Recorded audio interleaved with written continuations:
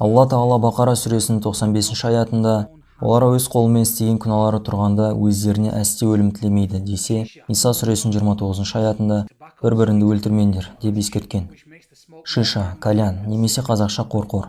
Жеміс немесе меласса қантын табакпен араластыру қорқорды тәтті етеді. Осы себепті қорқор түтіні темекіге қарағанда жұпар иісті тәтті келеді.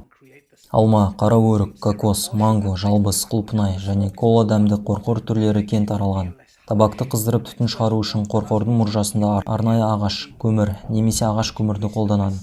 Қорқор ішіндегі жемістен немесе қанттан жасалған шәрбат табакты төменге ығыстырады.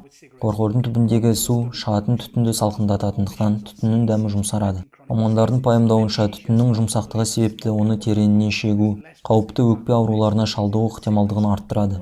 Көп адамдар темекінің зиян екенін білгені сияқты қорқордың зияны туралы біле бермейді.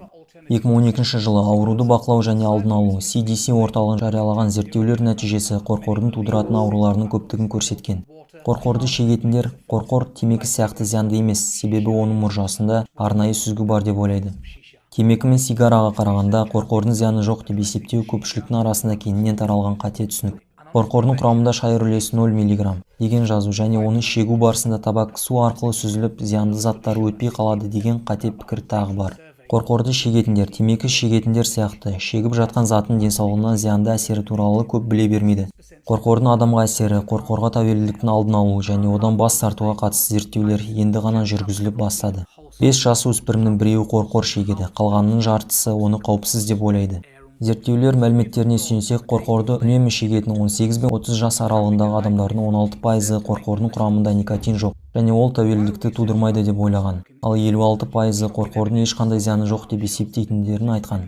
Сауалнамаға қатысқандардың жартысына жуығы бірнеше футқа созылған құбыршек арқылы өтетін түтіннің улы заттары ауа мен су арқылы сүзіліп мұржадан өтпейді деп ойласа, ал басқалары қорқордың түтінін тәтті ететін жеміс шарбаттары оны усыз етеді деп есептеген. Қорқорды шегуге қатысты зерттеулер әлі толық аяқталмағанымен, оның тудыратын көптеген қатерлері анықтала бастаған. Әлемдік денсаулық сақтау ұйымы 1 сағат қорқор шегу 100 темекіні шеккендей өте зиянды екенін баяндаған. Әдетте бір темекіні бітіру үшін адам 8 бен 12 тартыс жасап 0,5-0,6 литр түтінді жұтады. Ал 1 сағат қорқор шеккенде адам 200-ге жуық тартыс жасап, әр шеккенде 0,115 пен 1 литр түтінді жұтады. Адам 1 сағат ішінде қорқорды 200 рет тартады, ал орта есеппен алғанда темекіні 20 рет тартады. 1 сағат қорқор шеккенде орташа алғанда 90 мың миллилитр түтін жұтылса, темекі шеккенде 500-600 миллилитр түтін жұтылады. Қорқорды шеккен және қасында болған адам қорқордың улы түтінімен демалады. Түтіннің құрамындағы көміртегі тотығы мен ауыр металдар адамның денесіндегі оттегіні қан бойымен тасымалдау қабілетін төмендетеді. Темекі табагы қорқордың құрамында болғандықтан, темекінің құрамында болған никотин, шайыр, көміртегі тотығы және күшән мен қорғасын сияқты ауыр металдар да қорқордың түтінінің құрамында болады. Нәтижесінде қорқор шегетіндерде темекі шеккеннен туындайтын жүрек аурулары, қатерлі ісік, тыныс алу мүшелерінің қабынуы және жүктілік кезіндегі қатерлер сияқты көптеген ауру түрлеріне шалдығу ықтималдығы артады. Табактың түтіні қатерлі ісіктің пайда болуына әсер ететін канцерогендерді бөледі және ДНК жасушаларын зақымдайды. Зақымданған тек бір жасушаның өзі бөлшектеніп тәуелсіз түрде көбейіп тез арада үлкен ісікті тудыра алады. Өкпе қатерлі ісігін тудыратын да осы. Денсаулық департаменті мен табак сапасын қадағалау зерттеу орталығының жүргізген зерттеулеріне сүйенсек, қорқор немесе шөп табагын шегетіндер көміртегі тотығының ауқымды көлемін жұтатындықтан қиын жағдайларға душар болуда. Дәл темекінің тудыратын зардаптары сияқты. Көміртегі тотығының үлкен көлемі, шайыр және ауыр металдар организмде канцерогенді немесе қатерлі ісіктерді тудырады. Бұл тек темекі шегетіндерге ғана қатысты емес, сондай-ақ бұл қатерлі ісік аурулары қорқорды шегетіндерге де аса қауіпті. Адамдар көбіне ерін, ауыз, тіл, тамақ және өкпе қатерлі ісіктері және жүрек-қан тамырларының ауруларына шалдығып жатады. Қатерлі ісік эпидемиологиясы биомаркерлері мен алдын алу шаралары журналында жақында жарияланған зерттеу жұмыстарының нәтижесі, қорқорды тек бір кешкі уақыт бойы шегудің себебінен зәрдің құрамындағы никотин деңгейі 70 есеге дейін көтеріледі және қатерлі ісікке себеп болатын қоздырғыштардың артуына себеп болады, деген. Сан-Францискодағы Калифорния университетінің зерттеушілері бұрын қорқор шеккен 55 сау адамның кіші дәреттерін зерттеген.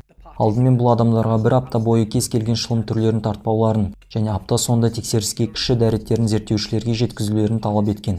Кейін бұл адамдар арнайы қорқор барларына барып, кеш бойы қалағандарын шақ қорқорды шеккен. Қорқор барларында қанша уақыт, неше қорқор және онда қанша адам болғаны туралы мәліметтер және тағы да кіші дәреттерін зерттеушілерге ұсынуын талап еткен. Тәжірибеге қатысушылар кіші дәреттерін қорқор шеккеннен кейін келесі күні таңғы уақытты зерттеушілерге ұсынған.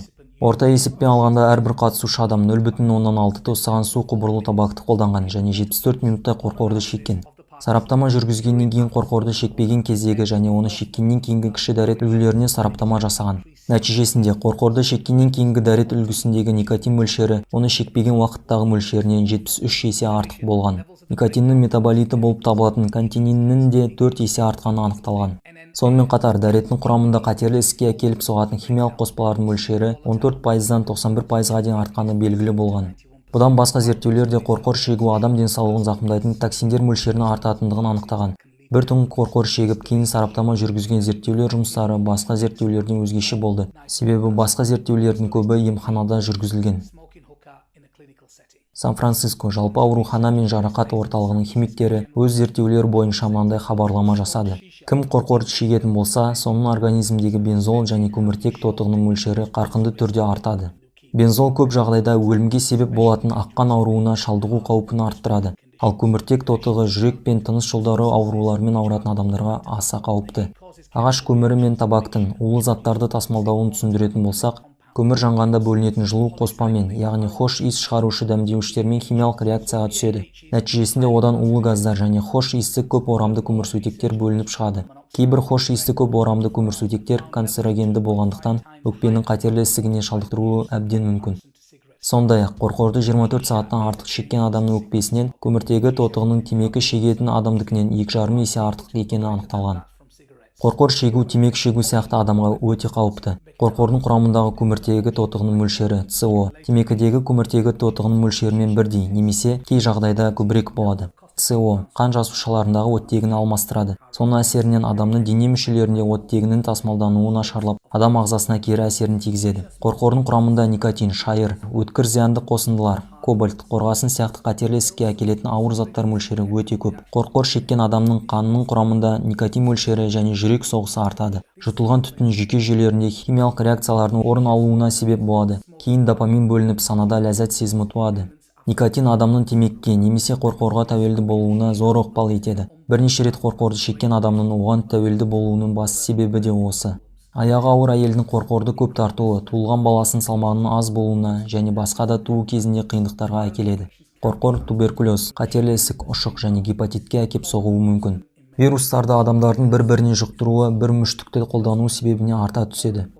Қорқорды шегетіндердің қасында болу басқаға да зиян. Егер сіз қорқорды өзге адамдармен немесе қоғамдық орындарда шегетін болсаңыз, сөзсіз сіздің қасыңызда отырған адамдар да қатты зиянға ұшырайды. Көптеген қорқорды шегетіндер өздеріне төніп тұрған қауіптен бейхабар. Жоғарыда аталған аса қауіпті аурулармен қатар бір түтікшені қолдану себебінен туберкулез, ауыз ұшығы, тұмау сияқты ауруларға шалдығуымыз әбден мүмкін. Қорқорды шегу адамдарды қорғалады. Қорқордың құрамында аса зиянды көміртек тотығы, шайыр, ауыр металдар және қатерлі ісікке әкелетін канцерогендер өте көп. Шын мәнінде темекі шегудің қандай зиян екені бүгінде баршамызға мәлім. Бірақ қорқорды шегу одан да зиянырақ екенін білуіміз керек. Балаларыңызға, бауырларыңызға қорқордың зияны туралы ақпаратпен бөлісіңіздер. Қорқорды тұтынатын жастарымыз бүгінде жоқ емес. Оларды қорқордан алыстату үшін оның зиян екенін түсіндіруіміз қажет.